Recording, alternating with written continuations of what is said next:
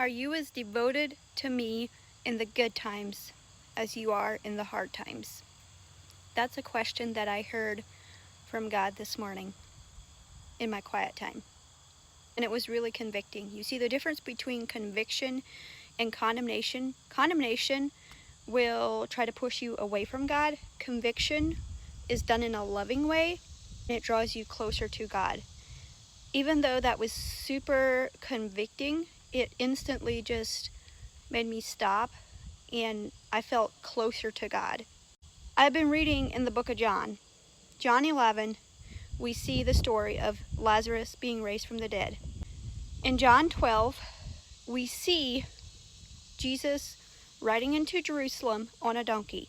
Now, some of the people who had witnessed Lazarus raising from the dead also were some of the same people who were praising Jesus as he rode into Jerusalem on a donkey. But then they were also part of the crowd just a few days later that cried out, "Crucify him, crucify him." You see, they were chasing after Jesus for what he could do. They seen the miracles. They wanted the miracles. But they didn't want to commit their lives to him.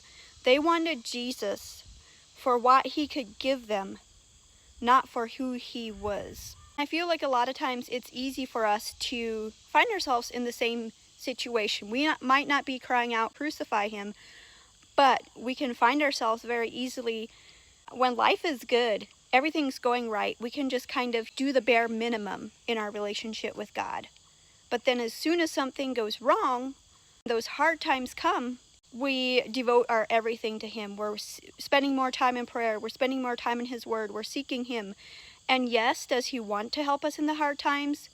Absolutely, 100%. The Bible says he came to give life and life more abundantly. But our heart needs to be in a place of seeking him first for who he is, not seeking him only for what he can do for us.